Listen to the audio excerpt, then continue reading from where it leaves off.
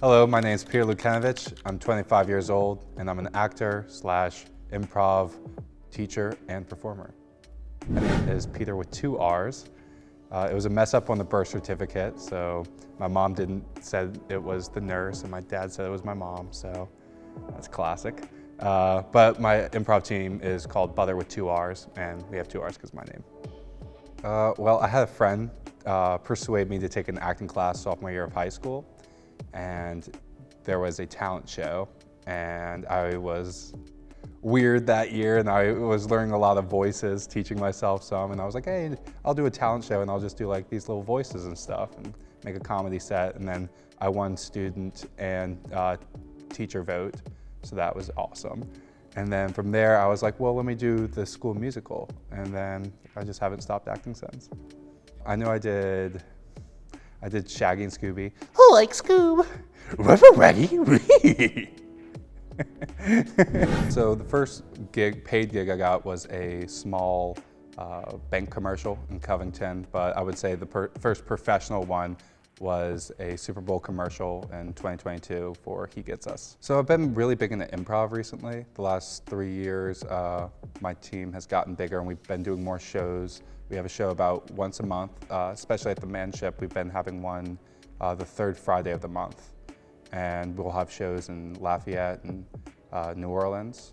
And then on top of that, it's just auditioning a lot. And I just started teaching improv as well. Oh, probably, it's selfish, but the instant gratification. And I know sometimes like you can bomb on stage and stuff, but I don't know, I feel like on stage it's harder for me to bomb in the sense of I know I will push more energy out, and I can feed off the crowd a little more, and so I can instantly change how I'm going. There's a high that you get from performing in front of people, and it's like the best drug ever, and it's legal.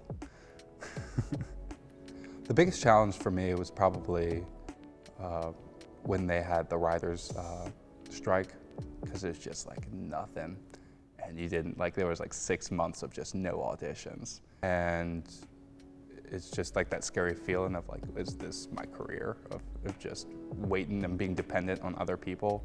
And so kind of like how I solved that is I just used that time to study more. I got acting books, and I started writing more, and always keep working. Okay? Just because somebody else is not giving you a job and you're not like actually on the stage right there, don't stop working, don't stop learning. My advice is just do it. Like, I was afraid to start improv. It's coming from acting and there's just no lines and it's just like, ah. But then there's also like, there's a nice thing about it because you just can create whatever you want. And when you think like, oh, I can't do that, I can't do this, well, you're basically using everything that you know. You have all the tools that you need in your head. You can make up anything. It doesn't even have to be real. And that's the nice thing about it. People get all in their head, they're like, oh, I have to have it grounded and everything. You don't need that.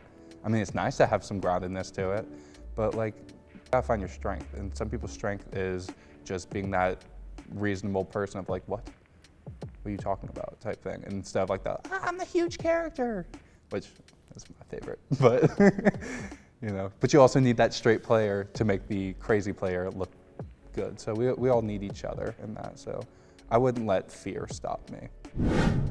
Well, a little shout out to my improv team. If you're looking to follow us, we're Peterr with 2 R's .improv. You don't understand, don't you? They cast me aside, they say, oh, he's an ogre. They judge me before they even get to know me. Shit, doesn't that sound familiar?